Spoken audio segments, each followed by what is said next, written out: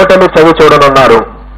అలాగే శ్రీమతి ఆర్కే రోజా ప్రముఖ సినీ నటి అండ్ మంత్రివర్యురాలు వారు చిత్తూరు జిల్లా నగరి నియోజకవర్గం నుండి ఓటమి చవి చూడబోతా ఉన్నారు.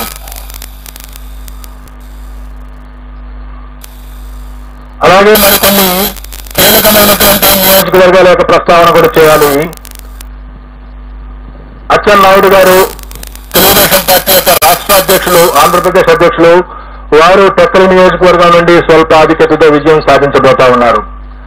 అలాగే వల్లభనేని వంశీ గత 2 సంవత్సరాలుగా కొన్ని వివాదాల కారణంగా ప్రముఖంగా వార్తల్లో వ్యక్తిన వ్యక్తి గన్నవరం నుండి శాసనసభ్యుడిగా ప్రాతినిధ్యం వహిస్తా ఉన్నారు.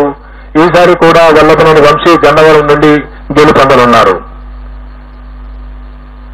అలాగే తమ్మినేని సీతారాం గారు ఆముదాల వలస నుండి ప్రాతినిధ్యం వహిస్తా ఉన్నారు.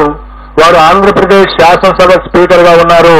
వారు కొద్ది ఓట్ల తేడాతో ఓటమి చవి చూసేటువంటి అవకాశం ఉన్నది.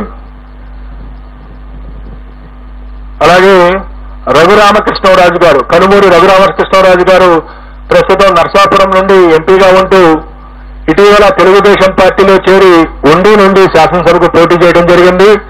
వారు ఉండి నుండి గెలుపొందబోతా ఉన్నారు. అలాగే బూడి ముత్యాల నాయుడు గారు, వారు ప్రస్తుతం ఆంధ్రప్రదేశ్ ఉప ముఖ్యమంత్రిగా ఉన్నారు. వారు అనకాపల్లి నుండి గతంలో వారు మాడుగుల నుండి శాసనసభ్యులుగా ఉన్నారు. ఈ ఎన్నికల్లో అనకాపల్లి నుండి పార్లమెంటు సభ్యులుగా పోటీ చేస్తున్నారు. వారు భారతీయ జనతా పార్టీ అభ్యర్థి సీఎం రమేష్ చేతిలో ఓటమి చవిచూడనున్నారు. అలాగే వైఎస్ఆర్ కాంగ్రెస్ పార్టీ యొక్క ముఖ్య నాయకులు శ్రీ విజయసాయి రెడ్డి గారు, వారు నెల్లూరు పార్లమెంటు నుండి పోటీ చేయడం జరిగింది. వారు నెల్లూరు పార్లమెంటు నుండి ఓటమి చవి చూడబోతా ఉన్నారు.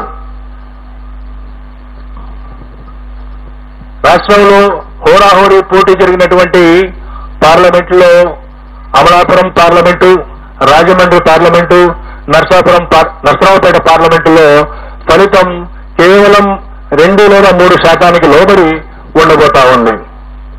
ఈ విధంగా రాష్ట్రంలో ఉన్నటువంటి 4 రాజకీయ పార్టీల యొక్క ముఖ్య నాయకుల యొక్క గెలుపు ఓటముల్ని మనం చర్చించుకున్న తర్వాత ఈ ఎన్నికల్లో కీలకమైనటువంటి అంశాలను కూడా నేను ప్రస్తావించవలసి ఉంటుంది.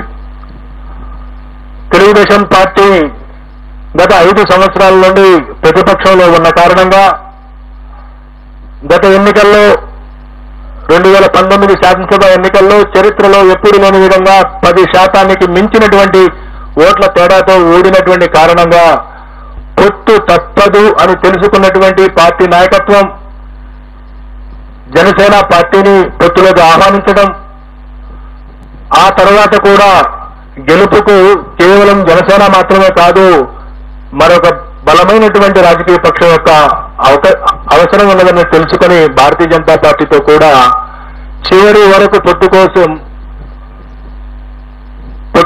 ప్రయత్నం చేసి భారతీయ జనతా పార్టీని కూడా పొత్తులో కలుపుకున్నటువంటి పరిస్థితిని రాష్ట్ర ప్రజలందరూ చూశారు. ఒకవైపు